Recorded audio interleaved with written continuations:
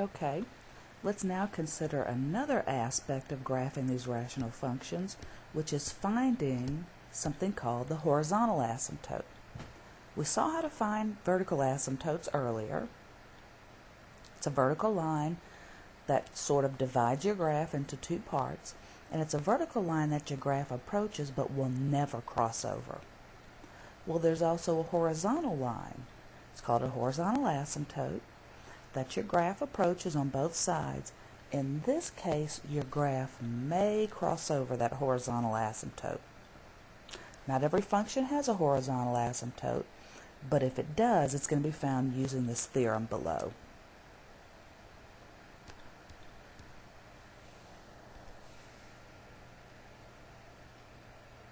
Let's look at the horizontal asymptote theorem. There's a couple of things that didn't come through when it converted it, so let me write in my A's and my X's. Oh, actually, that's a B. Give me a second. There we go. So when we look at the horizontal asymptote theorem, what we're doing is we're looking at the rational function that we're working with, and we're looking at the polynomial on the top. There's a polynomial on the top and a polynomial on the bottom. And both of those polynomials are written in descending powers. Highest power, lowest, until we get to a constant. So they're written in descending powers. And what we're going to do is compare the degree of the numerator, and we'll compare it to the degree of the denominator. And it's the degree of that leading term.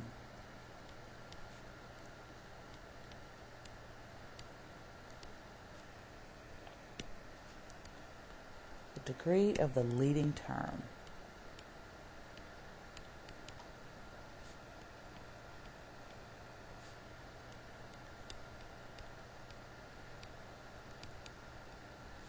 When it's written in descending powers, highest to lowest. All we're going to do is consider the two leading terms both on the top and the bottom, and what we're going to do is compare those degrees. So n is the degree on the top. M is the degree on the bottom. So what we say is, if the top degree, that n on the top, is less than m, the bottom degree, the degree at the bottom, so the degree of the numerator on that leading term is less than the degree on the denominator of that leading term, then the horizontal asymptote will always be at y equals 0, basically the x-axis. If the degree on the numerator, n, is equal to the degree on the denominator, m, so if the degree at the top is equal to the degree on the bottom, then the horizontal asymptote is a line, a horizontal line, and in this case, it's y equal an divided by bm. All that means it's y equal to this coefficient divided by that coefficient. an over bm. All these are the coefficients. And then the last case is if the degree at the top, the numerator, is greater than the degree on the denominator. If that top degree is greater than the bottom degree, let's say x to the 4th over x squared, then there is no horizontal asymptote. We have to use this theorem in finding the horizontal asymptotes. So let's find it for these guys. Let's compare. These are both written in descending powers, where you've got your highest power all the way down to your constant. Same thing here. So let's compare the degrees. The degree on the top is 1, and the degree on the bottom is 1. And if we look back at the theorem, the top degree is equal to the bottom degree. And when that was the case, we said it was going to be the line y equal to the coefficient on the top divided by the coefficient on the bottom. 3 over 1, or just y equal 3.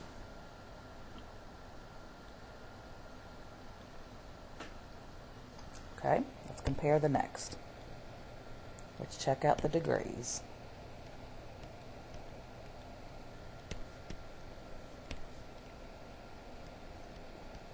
The degree on the top is 2, and the degree on the bottom is 2. And when the degree on the top is equal to the degree on the bottom,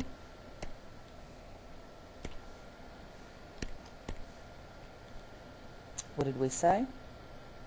It's going to be the line y equal to this coefficient divided by that coefficient. Well, the understood coefficients are 1, y equal 1 over 1, which is 1.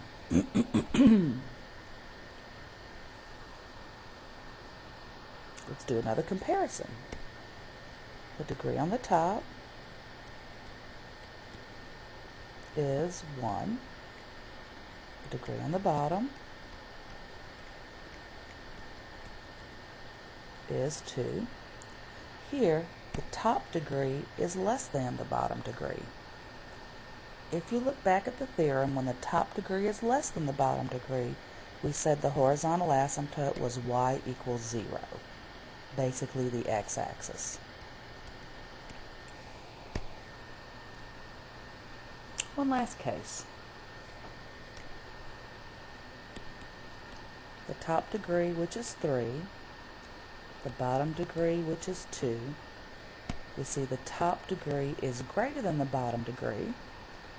We look back at the theorem, that says there is no horizontal asymptote to worry about.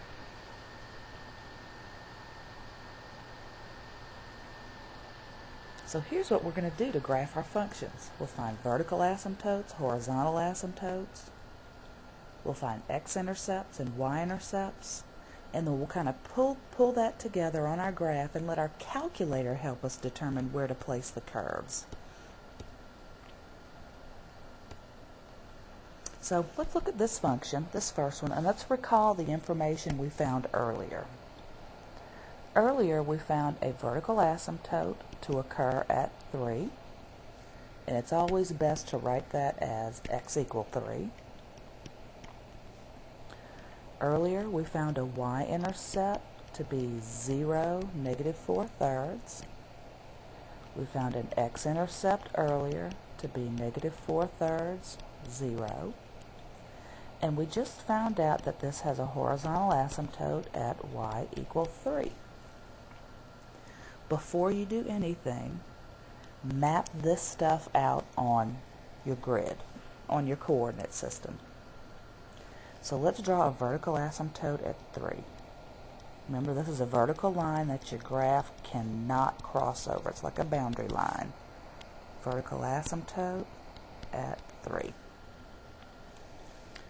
And let's do the horizontal asymptote at 3 as well. Let me mark those in green. So we've got a horizontal asymptote at 3. Now let's mark the x and y-intercepts.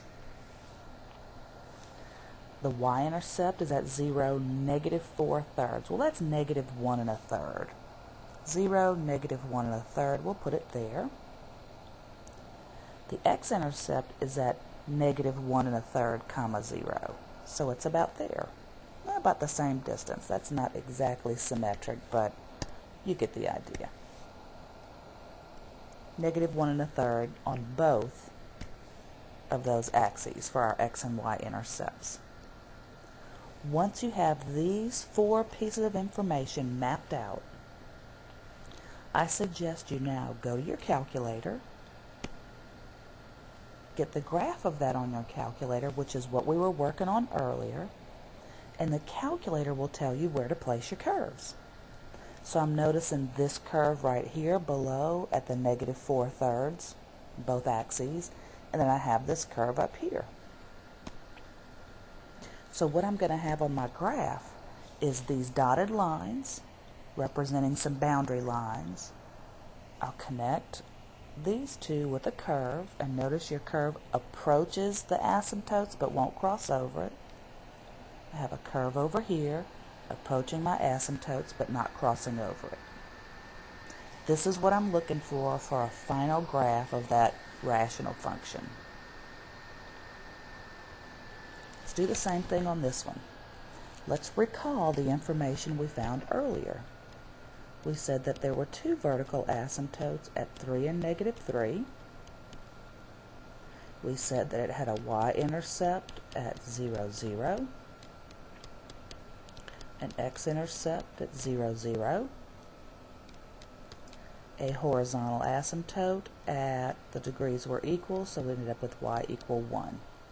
Let's get that mapped out before we go to the calculator. So I've got two vertical asymptotes I'll need to mark here. One at -3, one at +3. So I've got those two boundary lines along with the horizontal asymptote at 1. So I've got these boundary lines to work within. And then finally I have a point at 0, 0. And that's all the information I have. Let's go to the calculator and see how we're going to place those curves. Let's clear out what we have there, making sure when we do type this in, we use parentheses.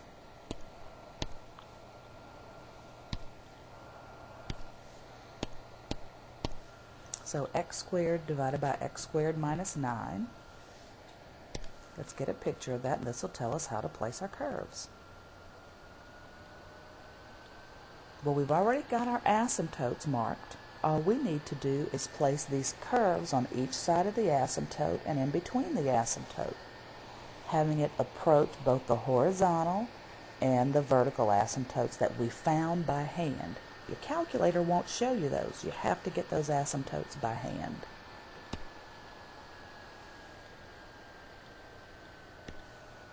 So I saw kind of a parabola thing happening here in the middle. And my curve on the left was up here. My curve on the right was up here. And notice, put arrows approaching those asymptotes, but you won't be crossing over them.